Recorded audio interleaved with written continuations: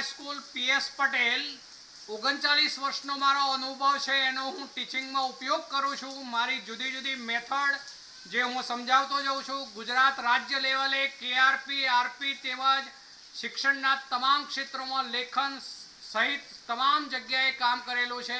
એવા મારા બહોળા અનુભવનો હું ઉપયોગ મારા ટીચિંગ દરમિયાન કરું છું। મારો લાભ અવશ્ય લેજો એવું ખાસ જણાવું છું। મોર્નિંગ ઓલ ફ્રેન્ડ્સ, આપણે છેલ્લે 12.1 જે છે કોયડો એનો પાંચમો મુદ્દો જે છે એના ઉપર આવીએ છે। એલાઇલ આલ્કોહોલમાંથી પ્રોપિનાલ છે। ચલો, એલાઇલ આલ્કોહોલ કોયડો 12.1 એનો પાંચમો મુદ્દો છે, ધ્યાન રાખજો। એમાં એલાઇલ આલ્કોહોલમાંથી પ્રોપિનાલ છે। चलो હવે એલાઇલ આલ્કોહોલ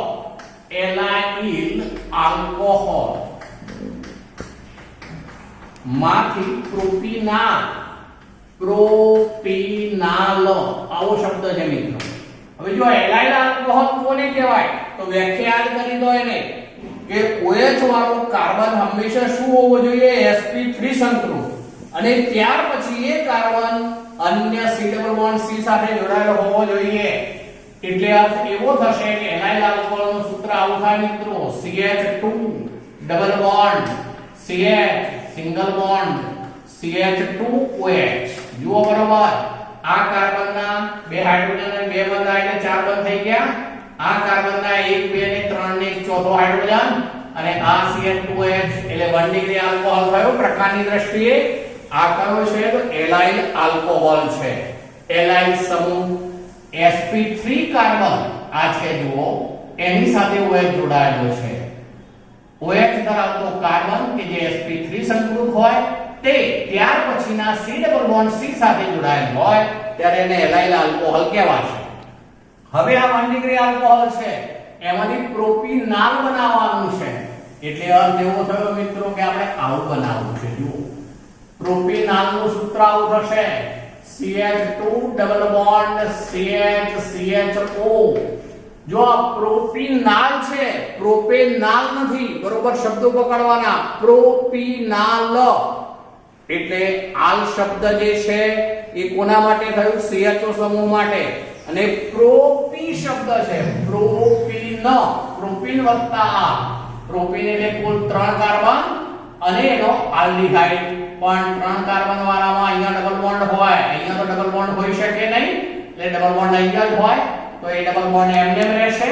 એટલે એનો અર્થ એવો થયો કે આપણે આ જે પ્રક્રિયા કરાવીશું એ કઈ પ્રક્રિયા કહેવાશે તો પસંદગીય, બરોબર, પસંદગીય ઓક્સિડેશન।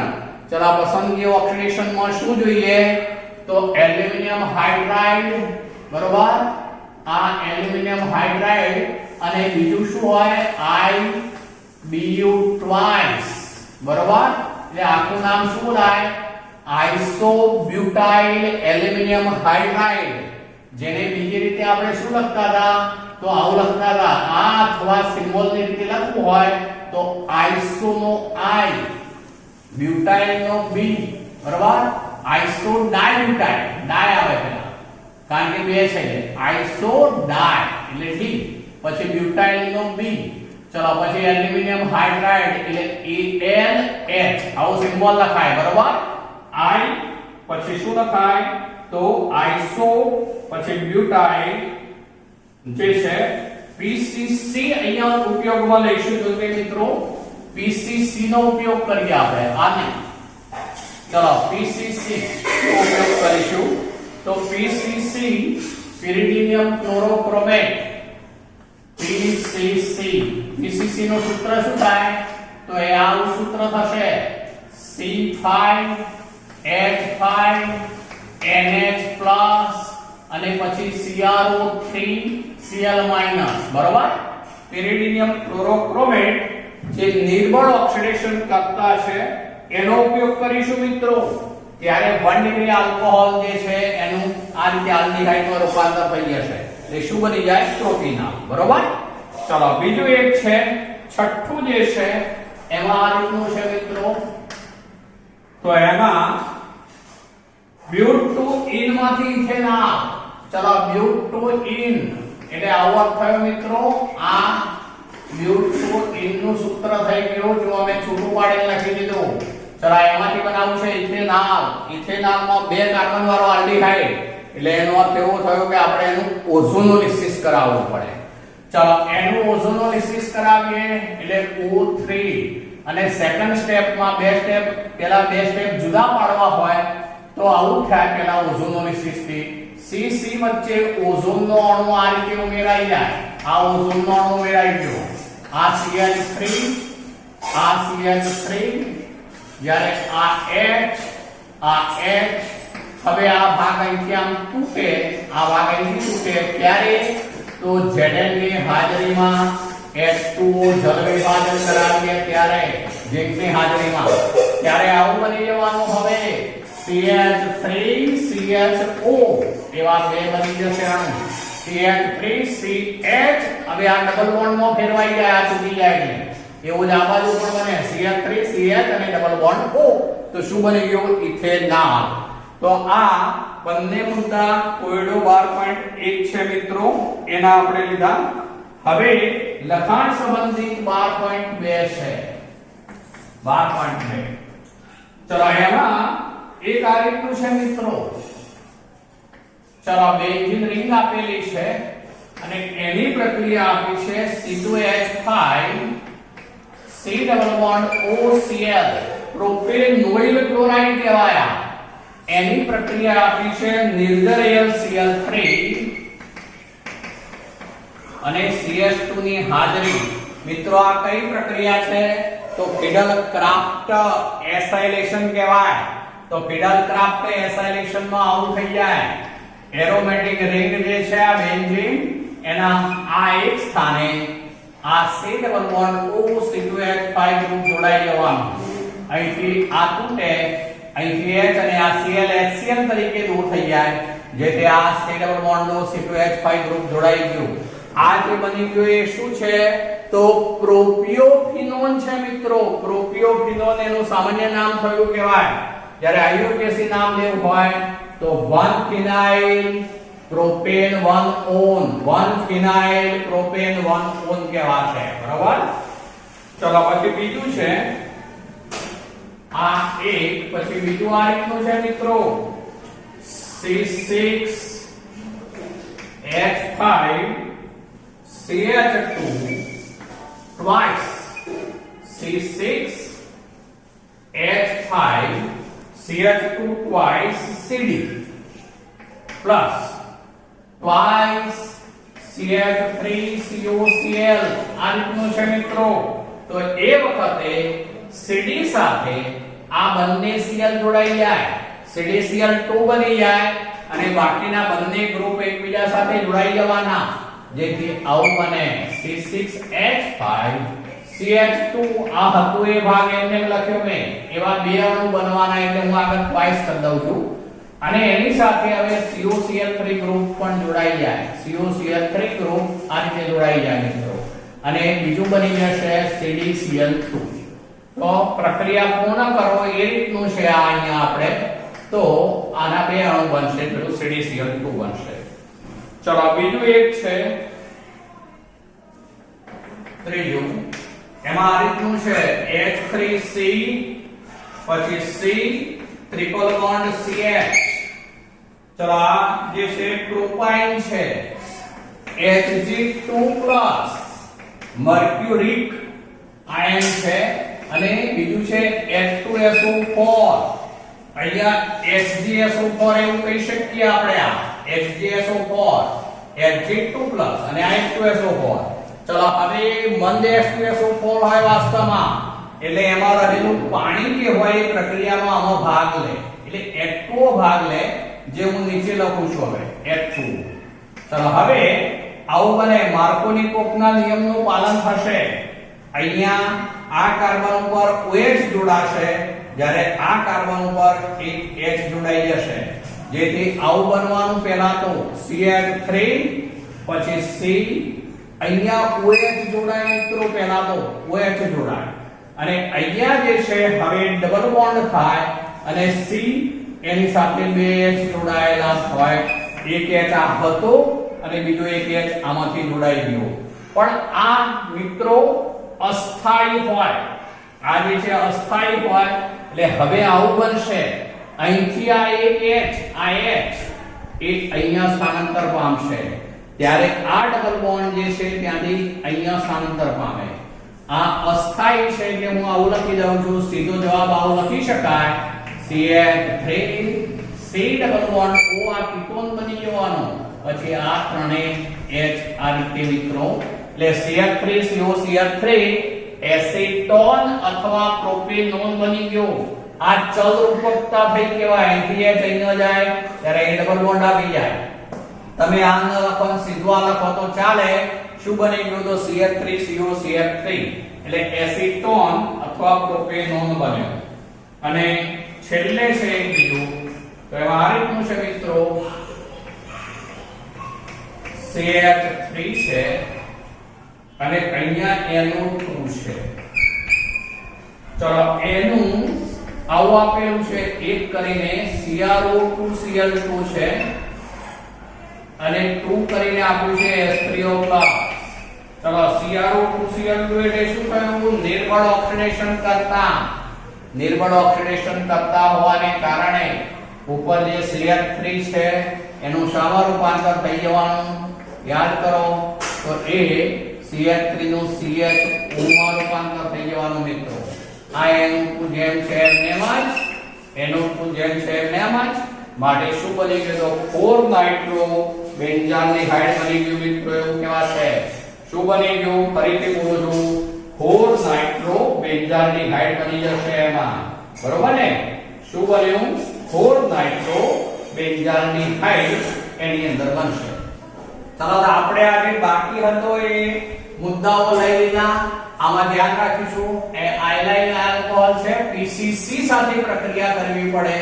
આ મેં PCC નું સૂત્ર લખ્યું છે, એ પણ નિર્બળ ઓક્સિડેશન કરતા હોવાથી 1 ડિગ્રી આલ્કોહોલ નું ઓક્સિડેશન થઈને આલ્ડીહાઇડ બને, એટલે પ્રોપીનાલ બન્યું એમાં. ચલો હવે મિત્રો આપણે આગળ નવા મુદ્દા ઉપર જઈએ છે, જે ખૂબ અગત્યની બાબત છે. હવે એની અંદર આપણે આલ્ડીહાઇડ અને કીટોનની રાસાયણિક પ્રક્રિયાઓ ઉપર આવીએ. ચલો હવે આપણે નવા મુદ્દા ઉપર છીએ. એમાં પહેલા ભૌતિક ગુણધર્મો છે, ભૌતિક ગુણધર્મો ઉપર આવીએ. આલ્ડીહાઇડ અને કીટોનના ભૌતિક ગુણધર્મો. આલ્ડીહાઇડ અને કીટોનના ભૌતિક ગુણધર્મો.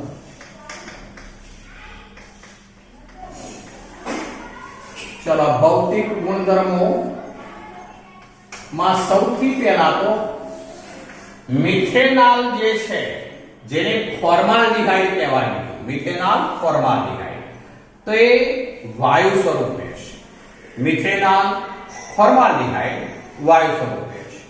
ઇથેનોલ ઓરડાના તાપમાને બાષ્પશીલ પ્રવાહી છે. ઇથેનોલને બીજું શું કહેવાય? એસિટાલ્ડિહાઇડ, જે ઓરડાના તાપમાને બાષ્પશીલ પ્રવાહી છે. જ્યારે બાકીના જે આલ્ડીહાઇડ અને કીટોન છે તેઓ જે છે પ્રવાહી અથવા તો ઘન સ્વરૂપે હોય છે, પ્રવાહી અથવા તો ઘન સ્વરૂપે હોય છે.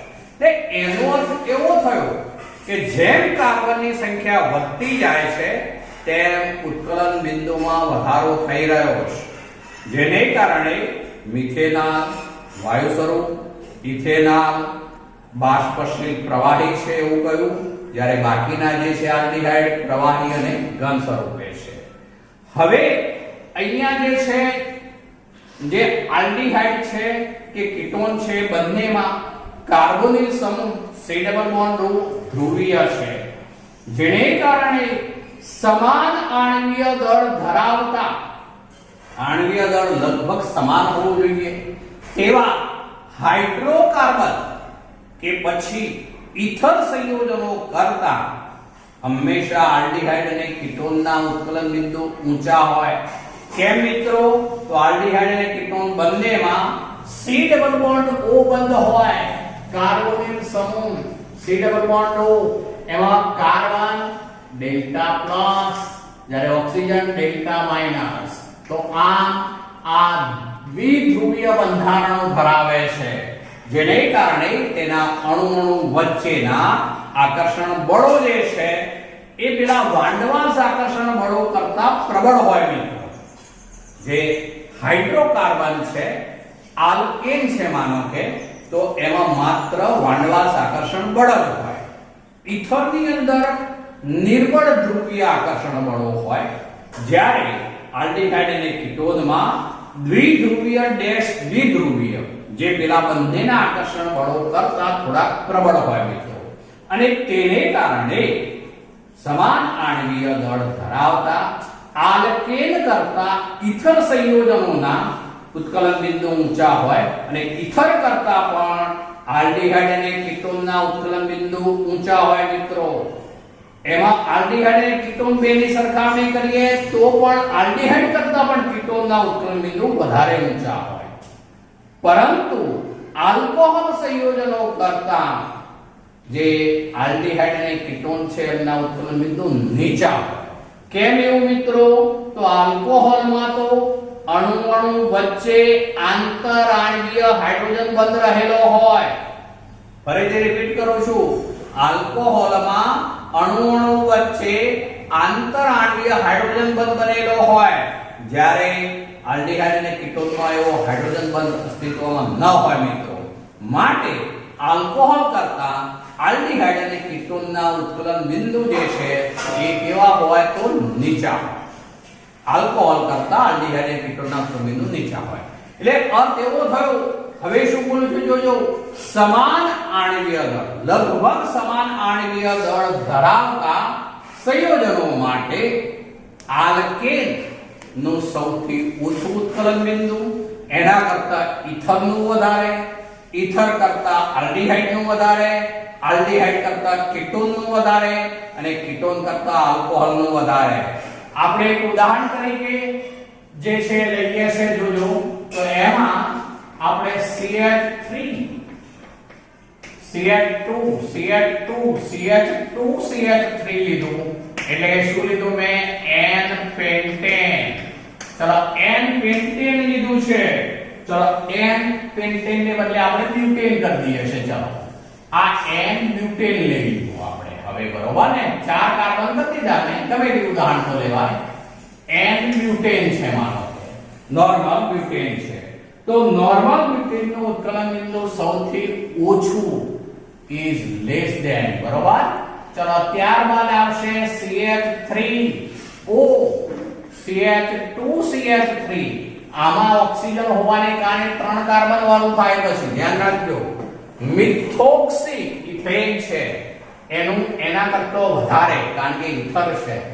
is less than, પછી 3 કાર્બન વાળો આલ્ડીહાઇડ એટલે CH3 CH2 CHO પ્રોપેનાલ is less than CH3CO CH3 એટલે કે propanone is less than CH3 CH2 CH2OH એટલે કે પ્રોપેનોલ. ચલો નોર્મલ બ્યુટેન આ શું છે? તો મિથોક્સીથેન. નામ બરોબર યાદ રાખીશું, મિથોક્સીથેન. ચલો આ પ્રોપેનાલ is less than, પછી પ્રોપેનોન is less than પ્રોપેન1ઓલ. પ્રોપેન1ઓલ. ચલો આ ક્રમ યાદ રાખીશું મિત્રો. આપણે એમના ઉત્કલન બિંદુ યાદ નથી રાખવા. શું યાદ રાખવાનું? ક્રમ. કારણ કે એ તો ગમે તેટલા કાર્બન વાળા ઉદાહરણો લઈ શકાય. આપણી શરત છે લગભગ સમાન આણ્વીય દળ હોય તેવા આલ્કેનના ઉત્કલન બિંદુ સૌથી ઓછા, એના કરતા ઇથરના વધારે, એના કરતા આલ્ડીહાઇડના વધારે, એના કરતા કીટોનના વધારે, અને એના કરતા પણ આલ્કોહોલના વધારે. શા માટે મેં સ્પષ્ટીકરણ કરી દીધું? આલ્ડીહાઇડ અને કીટોન બંનેમાં કાર્બોનિલ સમૂહ દ્વિધ્રુવીય હોવાને કારણે તેના અણુઓ વચ્ચેના આંતરાણ્વીય આકર્ષણ બળો જે આલ્કેનમાં નિર્બળ વાંડવાસ આકર્ષણ બળ હોય તેની સાપેક્ષમાં આ બંનેમાં દ્વિધ્રુવીય આકર્ષણ બળો પ્રબળ. આમાં જે છે એ ધ્રુવીય આકર્ષણ બળો નિર્બળ છે, એના કરતા આ બંનેમાં પ્રબળ છે. એના કરતા આમાં આલ્કોહોલમાં તો આંતરાણવીય હાઇડ્રોજન બંધ હોવાને કારણે તેનું ઉત્કલન બિંદુ આ બધા કરતા ઊંચું હોય મિત્રો. તો આ ક્રમ બરોબર યાદ રાખીશું. ચલો તો જેમ કાર્બનની સંખ્યા વધતી જશે મિત્રો, તેમ ઉત્કલન બિંદુમાં વધારો થતો જશે, એ પણ ધ્યાનમાં રાખીશું. ચલો હવે આવીએ છીએ આપણે બીજા એક ગુણધર્મ ઉપર, જેની અંદર દ્રાવ્યતાની વાત કરીએ છીએ આપણે. દ્રાવ્યતા. ચલો આ હું આવું લખું C ડબલ બોન્ડ અને આવું છોડી દઉં છું અત્યારે. માનો કે તો આ વિકલ્પ મેં ખુલ્લો રાખ્યો, એ આલ્ડીહાઇડ પણ હોઈ શકે, કીટોન પણ હોઈ શકે એવો અર્થ થયો. અત્યારે મેં લખ્યું છે આ પાણીનું અણુ બતાવું છું.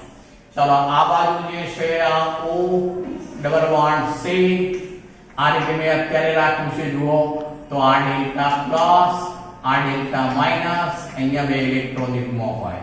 આ બંધ ધ્રુવીય સહસંયોજક માટે હાઇડ્રોજન અંશતઃ ધન બિંદુ દ્વારા આ ઇલેક્ટ્રોન યુગ્મ બે વચ્ચે આકર્ષણ, આ હાઇડ્રોજન બંધ. બરોબર મિત્રો, H બંધ બન્યો. એવો અહીંયા પણ બને. આ બંધ ધ્રુવીય સહસંયોજક, આ ઇલેક્ટ્રોન યુગ્મ બે વચ્ચે આકર્ષણ, H બંધ, હાઇડ્રોજન બંધ. અત્યારે મેં ફરીથી એક વાર બોલું છું, અહીંયા ખુલ્લા વિકલ્પ રાખ્યા છે. આલ્ડીહાઇડ હોઈ શકે, કીટોન હોઈ શકે. હું અહીંયા R કરું, અહીંયા H કરું તો એ આલ્ડીહાઇડ બનશે. તો અહીંયા R અને અહીંયા H એટલે આલ્ડીહાઇડ. પણ હું આવું કરી દઉં છું. જુઓ હવે આ R ડેશ, તો હવે આ મિત્રો કીટોન થઈ ગયો. આ R ડેશ, તો હવે થઈ ગયો કીટોન. તો આલ્ડીહાઇડ હોય કે કીટોન હોય, પણ મેં જનરલ વાત કરી દીધી મેં. તો વચ્ચે પાણીનો અણુ હોય તે આ રીતે આલ્ડીહાઇડ કે કીટોન, આ કીટોન છે પણ, તો એની સાથે H બંધ બનાવશે, જેને કારણે નિમ્ન કાર્બન ધરાવતા એટલે કે ઓછા આણ્વીય દળ ધરાવતા આલ્ડીહાઇડ અને કીટોન એ પાણીમાં દ્રાવ્ય છે. પણ કયા? ઓછા આણ્વીય દળ ધરાવતા આલ્ડીહાઇડ અને કીટોન એ પાણીમાં દ્રાવ્ય છે. જેમ આણ્વીય દળ વધે છે તેમ પાણીમાં દ્રાવ્યતા ઘટે છે. ફરીથી બોલું છું, જેમ આણ્વીય દળ વધે છે તેમ પાણીમાં દ્રાવ્યતા ઘટે છે. આગળ વાત કરું છું જોજો, જેમાં આલ્ડીહાઇડ અને કીટોન બંને જે છે બેન્ઝીન છે, ઇથર છે, કે પછી ક્લોરોફોર્મ છે, મિથેનોલ છે, આવા કાર્બનિક દ્રાવકોમાં બંને દ્રાવ્ય છે. આલ્ડીહાઇડ અને કીટોન બંને કાર્બનિક દ્રાવકો જેવા કે બેન્ઝીન, ઇથર, મિથેનોલ અને ક્લોરોફોર્મ, એની અંદર આલ્ડીહાઇડ અને કીટોન બંને દ્રાવ્ય થાય છે. ચલો તો એ દ્રાવ્ય શામાં છે એ બાબત યાદ રાખીશું. ચલો ત્યારબાદ વાત છે આપણે તો એમાં એક બીજો ગુણધર્મ છે વાસ. તો નીચા આણ્વીય દળ ધરાવતા એટલે કે નાનું કદ ધરાવતા, ઓછી કાર્બન સંખ્યા ધરાવતા નિમ્નતમ આલ્ડીહાઇડ, ફક્ત આલ્ડીહાઇડ ની વાત કરું છું, તો તે અતિ તીવ્ર વાસ ધરાવે છે, જે દુર્ગંધ મારતી હોય છે. અતિ તીવ્ર વાસ ધરાવે, દુર્ગંધ મારતી હોય છે. જેમ કે ફોર્માલ્ડીહાઇડ, તો એ દુર્ગંધ મારતો આમ તો વાયુ છે. આ ફોર્માલ્ડીહાઇડ નું પાણીમાં જો દ્રાવણ બનાવવામાં આવે તો ફોર્મેલિન બને મિત્રો. એ ફોર્મેલિન જે છે દુર્ગંધ મારતું પ્રવાહી થઈ ગયું, કારણ કે પાણીમાં દ્રાવણ છે. પણ ફોર્માલ્ડીહાઇડ તો શું છે? વાયુ સ્વરૂપ. તો એ જે છે અતિ તીવ્ર દુર્ગંધ મારતું વાયુ છે. ચલો જેમ જેમ કાર્બનની સંખ્યા વધતી જાય, કદ વધતું જાય, તેમ જે તીવ્રતા છે વાસની, દુર્ગંધની તીવ્રતા ઘટતી જાય છે. અને અમુક કાર્બન પછી તે ઉપરથી સુગંધીદાર બને છે. બરોબર બોલું છું, ધ્યાન રાખજો. ઓછા આણ્વીય દળ ધરાવતા નાના કદના નિમ્નતર આલ્ડીહાઇડ તે અતિ તીવ્ર વાસ ધરાવે છે, જે દુર્ગંધ મારતી હોય છે. માટે ફોર્માલ્ડીહાઇડ દુર્ગંધ મારતો વાયુ છે. જેમ કાર્બનની સંખ્યા વધે છે, આણ્વીય દળ વધે છે, કદ વધે છે, તેમ જે તીવ્રતા છે, વાસની તીવ્રતા એ ઘટતી જાય છે. અમુક કાર્બન પછી ઉપરથી એ સુગંધીદાર બની જાય છે.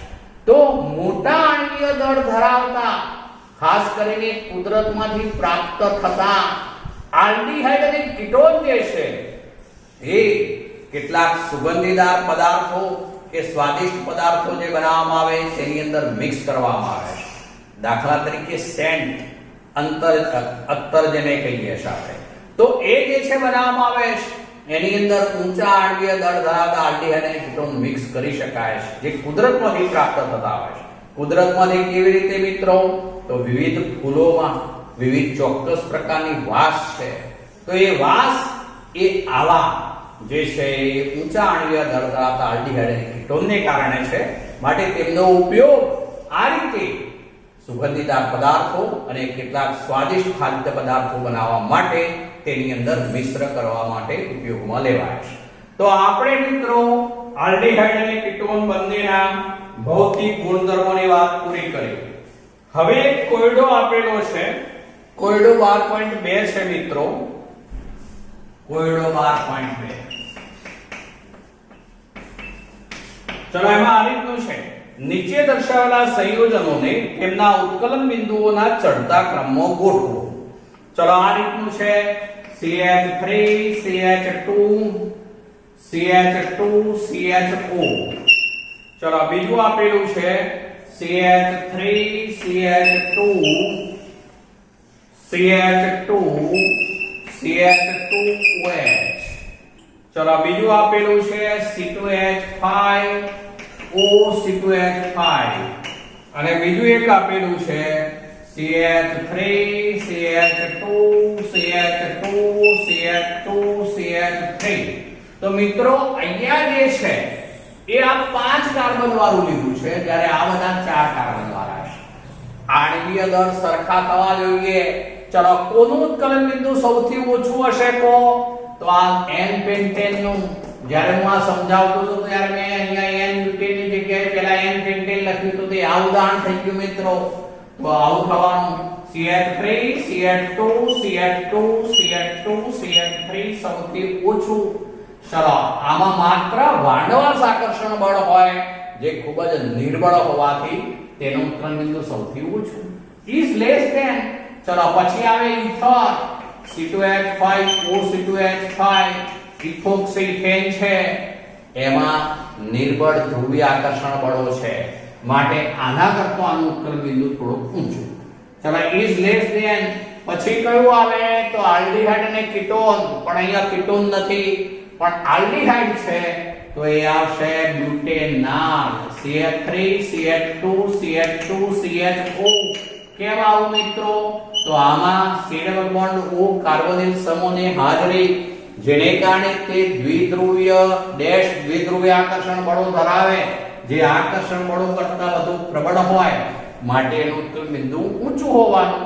અને એના કરતા પણ જે બ્યુટેન 1 ઓલ છે એક આલ્કોહોલ છે, અને જેથી આલ્કોહોલમાં આંતરાણ્વીય H બંધ હોવાને કારણે તે સૌથી વધુ પ્રબળ આકર્ષણ બળ હોવાથી એનું ઉત્કલન બિંદુ સૌથી ઊંચું હોય મિત્રો. તો આ આપણે કોયડો 12.2 ની વાત કરી. ચલો લખાણ સંબંધિત છે 12.3. લખાણ સંબંધિત છે. ચલો નીચે દર્શાવેલા સંયોજનોને તેમના ઉત્કલન બિંદુઓના ચડતા ક્રમમાં ગોઠવો, આવું કહ્યું છે. ચલો આવા સૂત્રો છે, CH3 CHO, બીજું છે CH3 CH2OH. ચલો બીજું છે CH3 OCH3 અને બીજું એક છે CH3 CH2 CH3. તો જુઓ આની અંદર જે છે એ 3 કાર્બન વાળો આલ્કેન લીધો છે, તો એનું ઉત્કલન બિંદુ સૌથી ઓછું હોવાનું મિત્રો, બરોબર? CH3 CH2 CH3 is less than. ચલો પછી આવશે ઇથર, મિથોક્સી મિથેન છે, is less than. પછી કયું આવે? તો ethanol, CH3 CHO is less than. પછી આવશે મિત્રો ઇથેનોલ, CH3 CH2OH. આપણે આણ્વીય દળ સમાન લગભગ હોવા જોઈએ. એટલે જુઓ આ બધામાં કાર્બનની સંખ્યા સરખી છે, પણ હંમેશા આલ્કેનમાં એક કાર્બન વધુ જ હોય. આલ્કેનમાં એક કાર્બન વધુ જ હોય, એની સાથે સરખામણી થાય. બરોબર, યાદ રાખીશું. આ ત્રણેય ઉદાહરણો જે છે, ત્રણેય જે છે એ એક સરખા પર આધારિત પ્રશ્નો પર આધારિત છે મિત્રો. તો આપણે કોયડો અને લખાણ સંબંધિત બંને પ્રશ્નો પૂરા કર્યા. ચલો હવે આવવું છે આપણે આ બધા ઓબ્જેક્ટિવ મુદ્દા હતા, ખાસ કરીને ભૌતિક ગુણધર્મોના. આ ઉત્કલન બિંદુનો મુદ્દો, ક્રમ ગોઠવવાનો અગત્યનો, નીટ જેડબલઈ માં આવા પ્રશ્નો હોય છે મિત્રો. હવે લઈએ છે આપણે આલ્ડીહાઇડ અને કીટોનની રાસાયણિક પ્રક્રિયાઓ. ચલો એની રાસાયણિક પ્રક્રિયાઓમાં વાત કરીએ તો આલ્ડીહાઇડ અને કીટોન બંનેમાં સમાન C double bond O carbonate સમૂહ હોવાને કારણે તેઓ બંને સમાન પ્રક્રિયાઓ આપે છે. ચલો એમાં આપણે પહેલા લઈએ છે આલ્ડીહાઇડ અને કીટોનની કેન્દ્રાનુરાગી યોગશીલ પ્રક્રિયાઓ. ચલો પહેલી પ્રક્રિયા લઉં છું એ રાસાયણિક પ્રક્રિયાઓમાં આલ્ડીહાઇડ અને કીટોનની કેન્દ્રાનુરાગી યોગશીલ. અહીંયા યોગશીલ શબ્દ અગત્યનો, ધ્યાન રાખજો. કેન્દ્રાનુરાગી યોગશીલ પ્રક્રિયાઓ. આલ્ડીહાઇડ અને કીટોન બંને સમાન કાર્બોનિલ સમૂહ ધરાવતા હોવાને કારણે તેઓ બંને કેન્દ્રાનુરાગી યોગશીલ પ્રક્રિયાઓ આપશે. ચલો હવે કેન્દ્રાનુરાગી યોગશીલ પ્રક્રિયાઓની ક્રિયાવિધિ લઈએ છીએ. ચલો હવે એની ક્રિયાવિધિ લઈએ છીએ. ક્રિયાવિધિ સમજો શું લઉં તે. ચલો આપણે આ C ડબલ બોન્ડ O સમૂહ લીધો. તે આલ્ડીહાઇડ હોઈ શકે, કીટોન હોઈ શકે, ગમે તે હોય. બરોબર. હવે હું આવું કરું છું, જુઓ અહીંયા જે છે કોઈ એક સમૂહ A લખું છું, જ્યારે અહીંયા કોઈ એક બીજો સમૂહ જેને B લખું છું. આ B છે, પેલો A છે. આ C ડબલ બોન્ડ O છે, એટલે આ કાર્બન અને ઓક્સિજન છે. આ કાર્બન ઓક્સિજન ધ્રુવીય બંધ. ઓક્સિજનની વિદ્યુત ઋણતા વધારે માટે ઓક્સિજન ઉપર ચાર્જ કયો હોય તો ડેલ્ટા માઈનસ. એની પાસે આવા બે અમનકારક ઇલેક્ટ્રોન યુગ્મો હોય જ મિત્રો. આ કાર્બન અંશતઃ ધન વિદ્યુત ભારી એટલે કે ડેલ્ટા પ્લસ. હવે જુઓ અહીંયા A B તરીકે જો હું બંને હાઇડ્રોજન છે એવું કહું તો એ ફોર્માલ્ડિહાઇડ થયો. માનો કે A તરીકે કોઈ પણ વિસ્થાપક સમૂહ છે, આ વિસ્થાપક સમૂહ, પણ આ H છે તો એ અધર આલ્ડીહાઇડ થયો. પણ હું અહીંયા પણ R, અહીંયા પણ R, અથવા અહીંયા AR, અહીંયા AR, અથવા R AR, તો એક કીટોન થઈ જવાનો મિત્રો. તો આ ખુલ્લો ઓપ્શન છે. A અને B લખવાનું કારણ એ છે કે તે આલ્ડીહાઇડ હોઈ શકે, ગમે તે કીટોન પણ હોઈ શકે. ચલો હવે આ જે છે એમાં આ કાર્બન પરમાણુ જે છે એ sp2 સંકૃત હોય. આ બરોબર અગત્યનું છે, ધ્યાન રાખજો.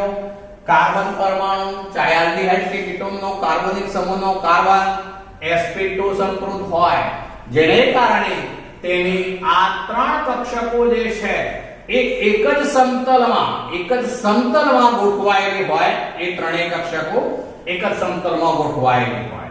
હવે આ કાર્બોનિલ સમૂહનો કાર્બન અંશતઃ ધન વિદ્યુત ભારિત હોવાથી તે ઇલેક્ટ્રોન અનુરાગી. શબ્દો કયા વાપરું છું ધ્યાન રાખજો. કાર્બોનિલ સમૂહનો કાર્બન અંશતઃ ધન વિદ્યુત ભારિત હોવાથી તે ઇલેક્ટ્રોન અનુરાગી તરીકે વર્તે, જેથી હવે તે કોઈ ન્યુક્લિયોફાઇલ પ્રક્રિયક હોય, એટલે કે કેન્દ્રાનુરાગી પ્રક્રિયક. આ કેન્દ્રાનુરાગી પ્રક્રિયક મેં લખ્યો Nu-, તો એ સરળતાથી આ જે ઇલેક્ટ્રોન અનુરાગી અંશતઃ ધન વિદ્યુત ભારિત કાર્બન છે તેની ઉપર લંબ રૂપે આક્રમણ કરે છે, કો તો ઉપરથી કો તો નીચેથી. પણ શબ્દ કયો વાપરું છું? લંબ રૂપે જે આક્રમણ કરે છે. ફરીથી એક વાર બોલું છું. આલ્ડીહાઇડ અને કીટોન બંનેમાં કાર્બોનિલ સમૂહ C ડબલ બોન્ડ O નો કાર્બન પરમાણુ sp2 સંકૃત હોવાથી તેની સંકરણ પામેલી ત્રણેય કક્ષકો એક જ સમતલમાં ગોઠવાયેલી હોય, જેમાં કાર્બનની વિદ્યુત ઋણતા ઓક્સિજન કરતા ઓછી હોય. એટલે કાર્બન અંશતઃ ધન વિદ્યુત ભારે, ઓક્સિજન અંશતઃ ઋણ વિદ્યુત ભારે, એટલે કે C ડબલ બોન્ડ O ધ્રુવીય બંધ ધરાવે છે. હવે જ્યારે કોઈ ન્યુક્લિયોફાઇલ પ્રક્રિયક જે છે એ આ ઇલેક્ટ્રોન અનુરાગી પ્રક્રિયક કહેવાશે. આ ઇલેક્ટ્રોન અનુરાગી પ્રક્રિયક કાર્બોનિલ સમૂહનો કાર્બન તેના ઉપર લંબ રૂપે ઉપરથી અથવા નીચેથી એમ ન્યુક્લિયોફાઇલ પ્રક્રિયક એ આક્રમણ કરે છે, જેને કારણે આ પાયબંધ તોડી નાખે છે. ચલો, પાયબંધ તૂટતા એના બંને ઇલેક્ટ્રોન જે છે ઓક્સિજનને મળશે, જેને કારણે હવે આવું બનવાનું મિત્રો. આ પ્રતિવર્તી પ્રક્રિયા છે, ધીમી પ્રક્રિયા છે. પ્રથમ તબક્કો ધીમો છે, તબક્કો 1 ધીમો છે. ચલો, આવું બની જવાનું. અહીંયા આ C સાથે હવે Nu પોતાના ઇલેક્ટ્રોન યુગ્મનો ઉપયોગ કરીને જોડાઈ જશે. તો આ હું પહેલા Nu જોડી દઉં છું. Nu જોડી દઉં. ચલો, હવે આ જે હતો A એ એમનેમ છે A. ચલો, આ બાજુ જે B હતો એ પણ એમનેમ છે આ B. પણ હવે આ કાર્બન આ જે છે પાયબંધ તૂટ્યો હોય એના બંને ઇલેક્ટ્રોન ઓક્સિજનને મળવાના, જેથી A ઓક્સિજન માઈનસ આયન બની જવાનો. ઓક્સિજન ઉપર માઈનસ એક આલ્કોક્સાઇડ આયન સ્વરૂપે બન્યો. આ સમચતુષ્ફલક બંધારણ બનશે, કારણ કે આ કાર્બનનું સંકરણ હવે બદલાઈને sp3 થઈ જશે. જે શરૂઆતમાં sp2 સંકરણ હતું એ હવે કયું થઈ ગયું? તો sp3 સંકરણ થઈ ગયું, જેને કારણે આ સમચતુષ્ફલક બંધારણ થશે. આ સમચતુષ્ફલક બંધારણ બન્યું પ્રથમ તબક્કાને અંતે જે બન્યું તે મિત્રો. એટલે હવે જે છે તેનું સેકન્ડ સ્ટેપમાં ફરીથી પ્રતિવર્તી પ્રક્રિયા માધ્યમમાંથી H+ એ મેળવે છે, જે આલ્કોક્સાઇડ આયન છે એનો ઓક્સિજન H+ મેળવે છે, જેને કારણે હવે આવું થઈ જવાનું. C સાથે Nu જોડાયેલું રહેશે, જ્યારે અહીંયા A અહીંયા B આ B જોડાયેલો હશે અને અહીંયા હવે શું આવી જશે? તો OH ત્યાં જોડાઈ જશે. એટલે એનો અર્થ એવો થયો કે પ્રારંભિક અને આ અંતિમ નિપજ બેની સરખામણી કરીએ તો કાર્બોનિલ સમૂહનો જે કાર્બન છે, જે ઇલેક્ટ્રોન અનુરાગી તરીકે વર્તે છે, તેના ઉપર શું જોડાય છે? તો કેન્દ્રાનુરાગી પ્રક્રિયા Nu ઉપર જોડાય છે, જ્યારે જે આલ્કોક્સાઇડ આયન બન્યો હોય એની સાથે H+ તરીકે જે પ્રોટોન છે એ જોડાય છે. આ પ્રક્રિયા ઝડપી છે. આ તબક્કો 2 થયો મિત્રો. તો આ સમગ્ર પ્રક્રિયા એ એની ક્રિયાવિધિ છે. હું ઝડપથી એક વખત રિપીટ કરું છું, ધ્યાન રાખજો. આલ્ડીહાઇડ અને કીટોન બંનેમાં કાર્બોનિલ સમૂહનો કાર્બન જે છે એ sp2 સંકરણ પામેલ હોવાથી એક જ સમતલમાં એના તમામ કક્ષકો, તમામ જે સમૂહો કે પરમાણુઓ છે ગોઠવાયેલા હોય, જેમાં કાર્બનની વિદ્યુત ઋણતા ઓક્સિજન કરતા ઓછી હોવાને કારણે કાર્બન અંશતઃ ધન વિદ્યુત ભારે હોવાથી તે બોલાય ઇલેક્ટ્રોન અનુરાગી તરીકે વર્તે છે. જેથી હવે તેની ઉપર લંબ રૂપે ઉપરથી અથવા નીચેથી ન્યુક્લિયોફાઇલ કેન્દ્રાનુરાગી પ્રક્રિયક આક્રમણ કરે છે, ત્યારે કાર્બોનિલ સમૂહનો પાયબંધ જે છે તૂટે છે, જેથી બંને ઇલેક્ટ્રોન ઓક્સિજનને મળતા ઓક્સિજન માઈનસ બનશે. હવે કાર્બનનું સંકરણ બદલાઈ જાય છે અને sp3 થઈ જાય છે, જેને કારણે ન્યુક્લિયોફાઇલ પ્રક્રિયક એની સાથે જોડાતા સમચતુષ્ફલકીય આલ્કોક્સાઇડ આયન બને છે, જે હવે માધ્યમમાંથી પ્રોટોન H+ મેળવે છે અને તેને કારણે આવી યોગશીલ પ્રક્રિયા થઈ. કઈ યોગશીલ પ્રક્રિયા થઈ છે? આ તો કેન્દ્રાનુરાગી યોગશીલ પ્રક્રિયા.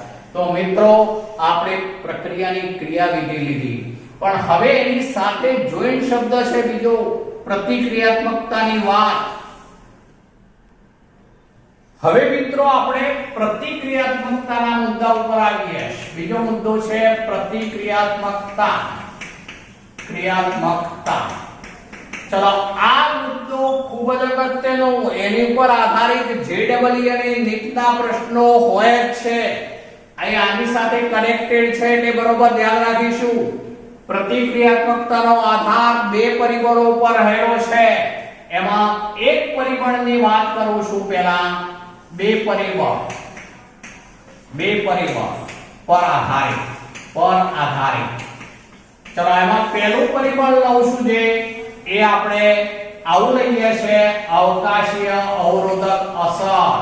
અવકાશીય અવરોધક અસર. ચલો મિત્રો જો હું ઉદાહરણ સહિત સમજાવતો જાઉં છું. માનો કે આ કાર્બન ડબલ બોન્ડ O, અહીંયા હું H જ લઉં છું, તો આ ડેલ્ટા પ્લસ, આ ડેલ્ટા માઈનસ. હવે આમે લીધું છે શું છે? ફોર્માલ્ડિહાઇડ છે, મિથેનાલ છે. અહીં કાર્બોનિલ સમૂહના કાર્બન સાથે બંને નાના કદના હાઇડ્રોજન પરમાણુ જોડાયેલા છે. હાઇડ્રોજનના કદ નાના હોવાને કારણે જે કેન્દ્રાનુરાગી પ્રક્રિયક ન્યુક્લિયોફાઇલ છે આના ઉપર સરળતાથી આક્રમણ કરી શકશે, જેને કારણે અવકાશીય અવરોધ ઓછો છે.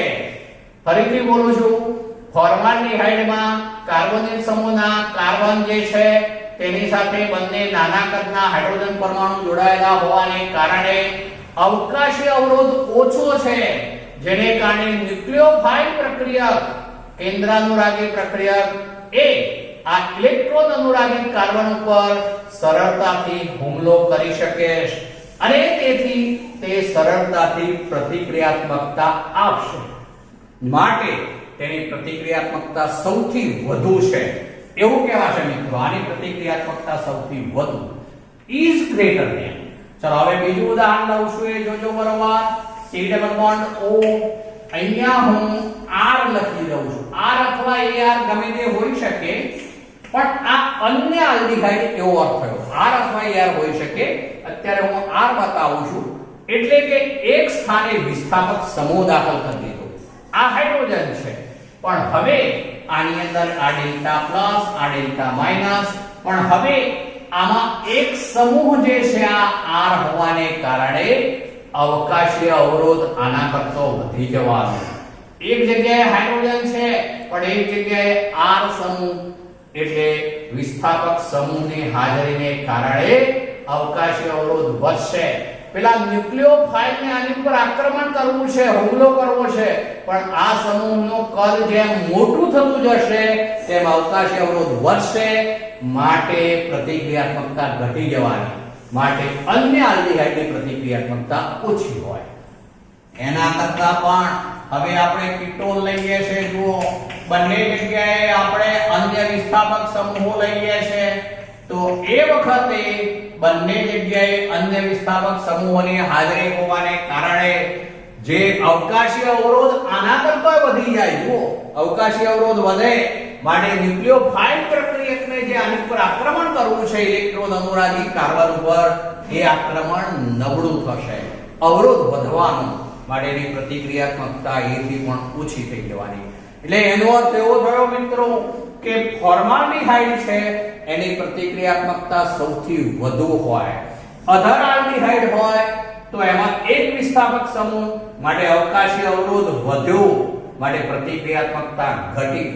ચલો એના કરતા કીટોન હોય તો બે જગ્યાએ વિસ્થાપિત સમૂહો હોવાના, જેને કારણે ન્યુક્લિયોફાઇલ પ્રક્રિયકને જે આ ઇલેક્ટ્રોન અનુરાગી પ્રક્રિયક છે એના ઉપર આક્રમણ કરવામાં અવકાશીય અવરોધ વધશે, માટે પ્રતિક્રિયાત્મકતા વધી.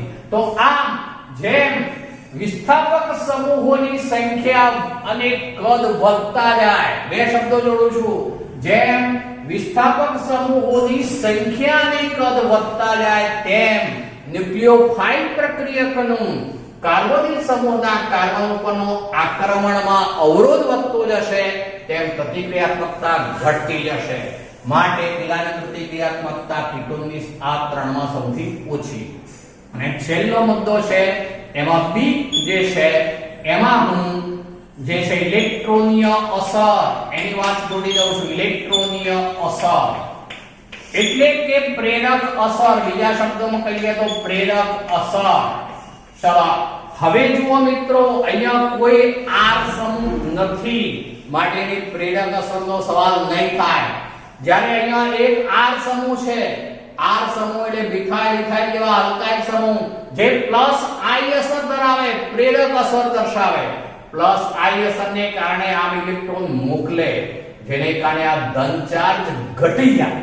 ધન ચાર્જ જેટલો નબળો બને તેમ આ બંધની ધ્રુવીયતા શબ્દ વપરાય તો એ ધ્રુવીયતા ઘટી જશે, જેને કારણે ન્યુક્લિયોફાઇલ પ્રક્રિયકનું આના ઉપરનું આક્રમણ જે છે નબળું બની જશે. માટે પ્રતિક્રિયાત્મકતામાં ઘટાડો થશે.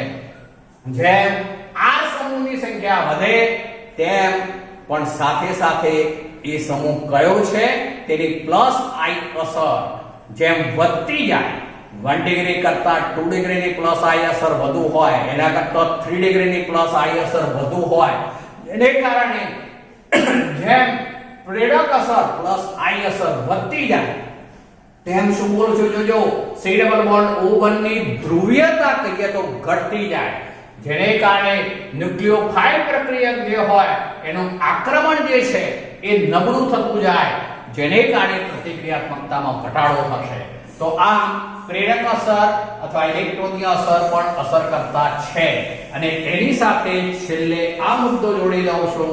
દાખલા તરીકે એરોમેટિક સંયોજન હોય તો એમાં આવું હોવાનું મિત્રો, આ કાર્બન ડેલ્ટા પ્લસ વીજભાર, ઓક્સિજન ડેલ્ટા માઈનસ વીજભાર, પણ હવે આ બંધ ઉપર સ્થાનાંતર કરે ત્યારે અહીંથી આ બંધ અહીંયા સ્થાનાંતર કરે, જેને કારણે પ્લસ વીજભાર આ જે સ્થાનો છે એના ઉપર વહેંચાય. માટે જેમ પ્લસ વીજભાર ઘટે તેમ ધ્રુવીયતામાં ઘટાડો થાય, તેમ પ્રતિક્રિયાત્મકતા ઘટતી જાય. માટે એરોમેટિક આલ્ડીહાઇડની પ્રતિક્રિયાત્મકતા પેલા બધા કરતા ઓછી હોય મિત્રો. એરોમેટિક આલ્ડીહાઇડ અને એના કરતા એરોમેટિક કીટોન હોય તો એમાં પ્રતિક્રિયાત્મકતા એથી પણ ઘટી જાય. માટે હું હવે એકમાત્ર ક્રમ બનાવી દઉં છું જોજો, તો formaldehyde SCHO is greater than, ચલો આની પ્રતિક્રિયાત્મકતા સૌથી વધારે is greater than CH3CHO is greater than CH3CH2CHO is greater than CH3COCH3 is greater than benzene ring ઉપર CHO બેન્ઝાલ્ડીહાઇડ is greater than, ચલો is greater than આવું હોય ring ઉપર COCH3 acetophenone is greater than benzophenone. બેન્ઝોફિનોન જે છે એની પ્રતિક્રિયાત્મકતા સૌથી ઓછી મિત્રો. આ બેન્ઝોફિનોન આપણે લઈ લીધું, એની પ્રતિક્રિયાત્મકતા સૌથી ઓછી. નામ બોલું છું, methanol is greater than ethanol, is greater than propanol, is greater than propanol, is greater than benzaldehyde, is greater than acetophenone, is greater than benzophenone. આ પ્રતિક્રિયાત્મકતાનો ક્રમ થયો મિત્રો. મેં આ ક્રમમાં બધી જ બાબત જે છે એ એક સાથે જોડી દીધી છે. તો મિત્રો આજે આટલે સુધી આ ખૂબ અગત્યનો મુદ્દો વ્યવસ્થિત સમજીને તૈયાર કરો.